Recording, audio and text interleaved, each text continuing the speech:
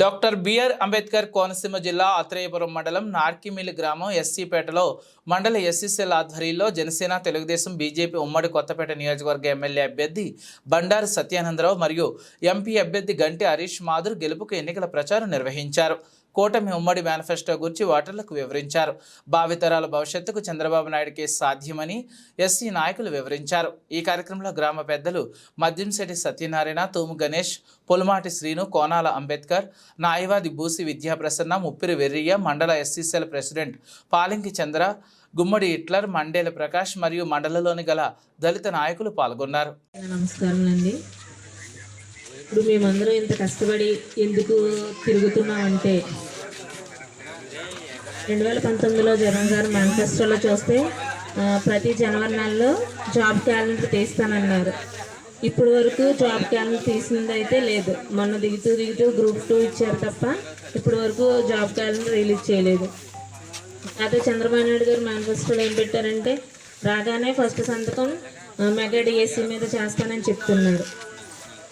అంతేకాకుండా ప్రతి సంవత్సరం కూడా జాబ్ క్యాలెండర్ ఇస్తానని చెప్తున్నారు. కాబట్టి ఎందుకంటే ఈ 5 సంవత్సరాల కాలంలో పిల్లలు నిరుద్యోగులుగా ఉండి చదువుకున్న పిల్లలే మీ విలేజ్కి వచ్చిందో లేదో తెలియదు, కానీ మాకైతే గంజాయి బీభత్సంగా వచ్చి పిల్లలు గంజాయి బానిసలు అయిపోయారు.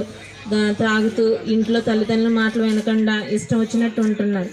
అదే జాబ్ చేసుకున్నారనుకోండి, వాళ్ళనే మనం చూసుకోకర్లేదు. ఒక బాధ్యత అంటూ వాళ్ళకు ఉంటుంది. ఇప్పుడు బాధ్యత లేకపోవడం వల్ల విచ్చలవిడితనం అలవాటు అయిపోయి పిల్లలు ఎటుగాని పరిస్థితుల్లో పాడైపోతున్నారు. కాబట్టి ప్రతి ఒక్కరు గమనించి సైకిల్ గుర్తు కోటేస్తే మన పిల్లల భవిష్యత్తు, మన భవిష్యత్తు బాగుంటుందని చెప్తున్నాను.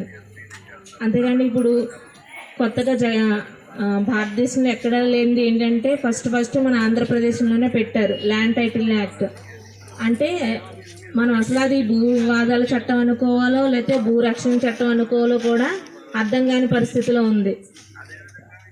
ఎందుకంటే పాస్ పుస్తకాలు మీకు అందరికీ చాలామందికి ఉంటాయి. పాస్ పుస్తకాల మీద జగన్ గారి ఫొటోస్ ఇప్పుడు వరకు ఇన్ని ప్రభుత్వాలు మారినాయి, కానీ ఎప్పుడూ కూడా ఎవరి ఫొటోస్ ఉండవు. మన సరిహద్దు రాళ్ళ మీద జగన్ గారు ఫోటో ఉండి ఆయన కలర్తో రాయి ఉంటుంది. అంతేకాకుండా ఇప్పుడు మీరు జిరాక్స్ ఏదైనా రిజిస్ట్రేషన్ చేయించుకున్నారనుకోండి, మొన్న లాస్ట్ 29వ తారీఖు నుంచి ఇంప్లిమెంట్ చేశారు. రిజిస్ట్రేషన్ చేసుకుంటే మనకు ఒరిజినల్ డాక్యుమెంట్స్ అయితే ఎవరు జిరాక్స్లు ఇస్తారు. ఆ జిరాక్స్లతో మనం మామూలు చెప్పుకుందాం. అసలు ఆ జిరాక్స్లతో మనకి కష్టం వస్తుంది, లేకపోతే ఇంట్లో పెళ్ళి అవుతుంది, ఏదో ఒకటి అవుతుంది. ఓ చౌదరి గారి దగ్గరికి వెళ్ళో, రెడ్డి గారి దగ్గరికి వెళ్ళో 1 లక్ష 2 లక్షలు తాకట్టు పెట్టి తెచ్చుకోవాలంటే మనకి జిరాక్స్ కాపీ మీద ఎవరన్నా ఇస్తారండి? ఎవరండి? అదేనండి ఒక లోన్ తీసుకోవాలన్నా లేదా మన ఆర్థిక పరిస్థితిని బట్టి అమ్ముకోవాలన్నా అది మనకు అసలు హక్కే కానట్టుగా ఉంటుంది. కాబట్టి ఇప్పుడు వరకు మన ప్రతి ఒక్క తల మీద 2 లక్షల చిల్లరే అప్పు అయితే పెట్టున్నారు. అది కాకుండా మన డాక్యుమెంట్లు కూడా పెట్టుకుంటే ఇంకా మన రోడ్డు పన్ను తప్ప మరొక మార్గం లేదు. కాబట్టి ప్రతి ఒక్కరు గమనించి 2వ సంతకం కూడా ఈ ల్యాండ్ టైటిల్ యాక్ట్ మీద సంతకం చేస్తానన్నారు. కాబట్టి చంద్రబాబు నాయుడు గారు మనకు హామీ ఇచ్చారు. కాబట్టి తప్పనిసరిగా 2 ఓట్లు కూడా సైకిల్ గుర్తుకు ఓటేసి మీరందరూ మన సత్యానందం గారిని, హరీష్ మాధురి గారిని గెలిపిస్తారని మనం చేస్తున్నాం. తెలుగుదేశం, జనసేన మరి బీజేపీ ఉమ్మడి అభ్యర్థి అయిన సత్యానందం గారి గెలుపు నిమిత్తం మరి ఎస్సీపేటలో మరి మన అందరం కూడా door to door campaign conduct చేయడం జరిగింది. ముఖ్యంగా చాలా సంతోషం ఉంది. ఎందుకంటే ఇక్కడ చాలామంది యువకులు స్టేట్ గారు మరి దగ్గరుండి నడిపించడం అంటే మరి అది ఆయనకి మరొక్కసారి మా తరఫున ఆయనకి నమస్కారాలు తెలియజేస్తాను.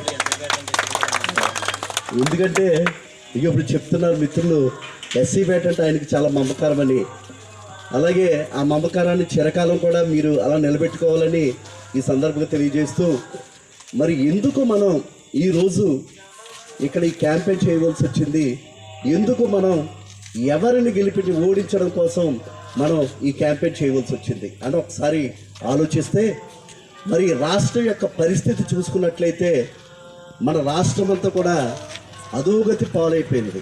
ఎందుకంటే అభివృద్ధి అనేది ఎక్కడా కనపట్లేదు, మచ్చుకు కూడా అభివృద్ధి అనేది కనపట్లేదు. అయితే రాష్ట్రం అంతా కూడా అంధకారంలో ఉంది. అయితే ఈ అంధకారం నుంచి మరి వెలుగులోకి తీసుకెళ్ళగల నాయకుడు ఎవరైనా ఉన్నారంటే అది నారా చంద్రబాబు నాయుడు గారు మాత్రమే.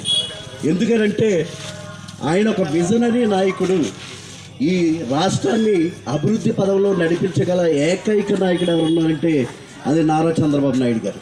అందుకు మనందరం కూడా మరి రేపు రాబోయే సార్వత్రిక ఎన్నికల్లో మనం మరి చంద్రబాబు నాయుడు గారిని గెలిపించుకున్నట్లయితే మన రాష్ట్రం ప్రయాణం చేస్తుంది.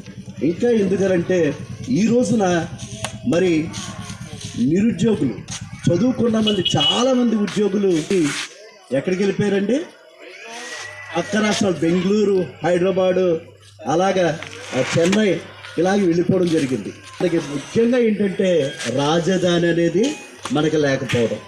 ఎందుకంటే రాజధాని అనేది ఎందుకు అవసరం అంటే, ఒక రాజధాని ఉంటే కొన్ని పరిశ్రమలు వస్తాయి, కొన్ని వేల ఉద్యోగాలు మన యువతకు దొరికితే రాజధాని లేకుండా 3 రాజధానులు చేయడం అనేది ఎంత ఆశించపదమో ఒకసారి ఆలోచించండి.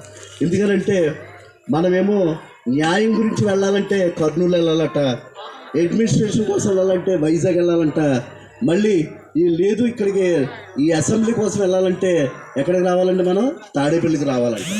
మరి ఒక మనిషి ఇన్ని చోట్లకి తిరిగి అతను పని చేసుకోగలుగుతాడా? అది నమ్మశక్యంగా ఉంది? అది లేదు. అందుకే రాజధాని లేకపోవడం వల్ల ఈ రోజున పరిశ్రమలన్నీ కూడా, మన రాష్ట్రానికి వచ్చే పరిశ్రమలు కూడా ఈ వెనక్కి వెళ్ళిపోయాయి.